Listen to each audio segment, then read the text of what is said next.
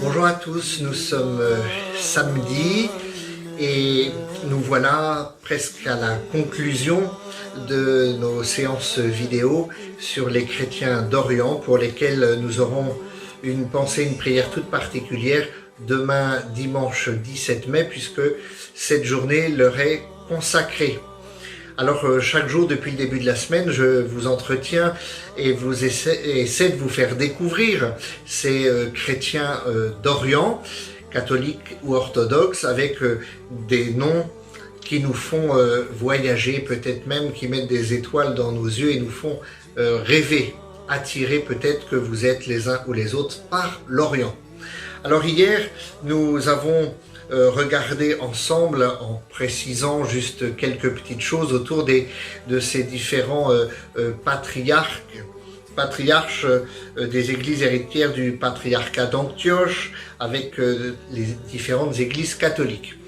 Aujourd'hui, nous entrons avec les églises héritières du patriarcat d'Alexandrie, dans la fin de cette série de découvertes et de ces églises sœurs. Alors, souvenez-vous, dans la vidéo qui vous distinguait l'ensemble des églises héritières du patriarcat d'Alexandrie, vous aviez pu reconnaître deux églises catholiques. L'église copte catholique et l'église éthiopienne catholique. Alors, pour l'église copte catholique, que pouvons-nous dire et retenir? Simplement que c'est une église qui est unie à Rome assez récemment, puisqu'elle est unie depuis le 19e siècle, depuis 1824. Il y a une grande proximité œcuménique, bien sûr, avec l'église copte orthodoxe, d'où elle est issue. La résidence du patriarche se trouve au Caire, et le patriarche actuel, c'est sa béatitude, Ibrahim Isaac Sidrak. Le voici en croquis. Cette communauté chrétienne copte catholique se trouve majoritairement en Égypte, comme son nom l'indique, puisque copte, en fait, ça veut dire égyptien. Mais aussi en Éthiopie, au Soudan, en Afrique du Sud et dans d'autres pays du Proche-Orient. Ils sont à peu près 250 000 fidèles. La liturgie est la liturgie copte, en langue copte et arabe, avec quelques modifications réalisées à la suite du Concile Vatican II, avec quelques spécificités aussi liturgiques liées au calendrier. L'année copte débute en 294, puisque c'est le début du règne de Dioclétien, qui est appelé l'ère des martyrs. Vous savez que ces églises ont pour origine le martyre des premiers chrétiens, ils sont très liés à ces martyrs.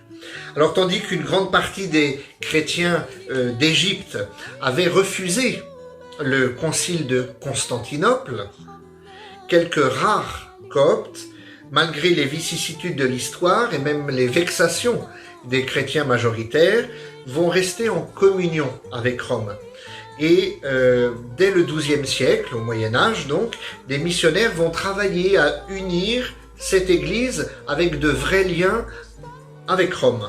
Et c'est au cours du XVIIe siècle que des capucins vont être envoyés en Égypte et dans le Proche-Orient pour continuer à travailler concrètement à l'union avec Rome.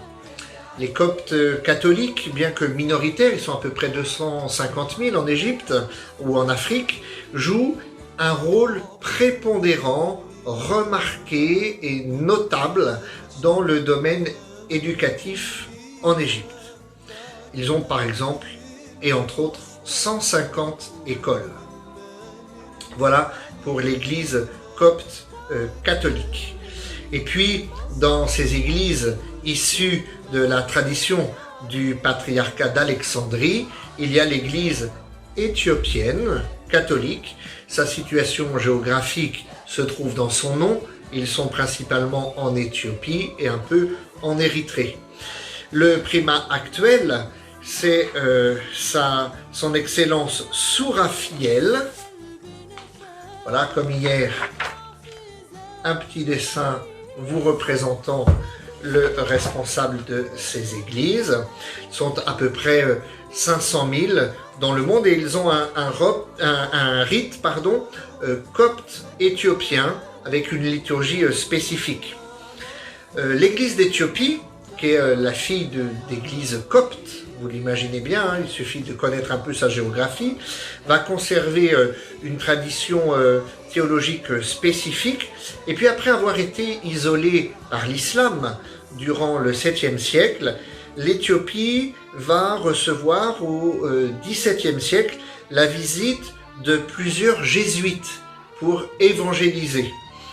Sur le point de passer quasiment en totalité au catholicisme, grâce à l'apostolat discret d'un jésuite, les Éthiopiens vont en fait se rétracter au début du XVIIe siècle, en 1623, parce que ils se sont sentis un peu trop pressés à cette unité. Alors il va falloir attendre 2 siècles pour que la demande se fasse par le biais de prêtres éthiopiens eux-mêmes qui ont demandé à être en communion avec Rome. C'est un groupe de prêtres qui va exprimer en 1836, dans une lettre qu'il adresse au pape Grégoire XVI, le désir de se rallier à l'Église romaine. Donc l'Église éthiopienne catholique va naître en quelque sorte en 1839 à partir de communautés catholiques liées aux lazaristes. Et bien voilà, nous avons fait un tour cette semaine de cette belle mosaïque des églises d'Orient, tant catholiques que orthodoxes. Pas de souci, lorsque nous retrouverons l'église, je ne ferai pas d'examen pour savoir où vous en êtes de ces différentes églises et de votre apprentissage. Ce qui nous est demandé, c'est vraiment de les soutenir, particulièrement en priant pour eux. Et sachez que via l'œuvre d'Orient, vous pouvez continuer aussi à les soutenir financièrement. Belle journée du samedi. Et puis, comme au début du temps du carême, eh bien, nous prions avec la Vierge Marie pour les chrétiens d'Orient.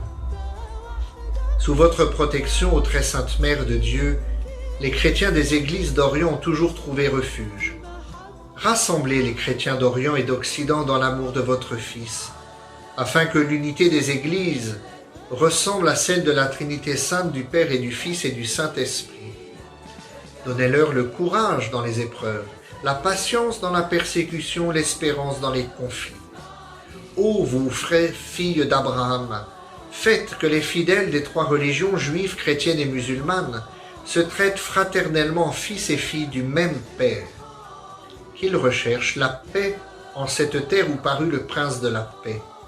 Dans la fidélité à l'Église et à sa mission, inspirez aux frères d'Occident la gratitude envers leurs frères d'Orient et à tous la charité qui fait vivre et croire au salut que le Père offre à tous les hommes.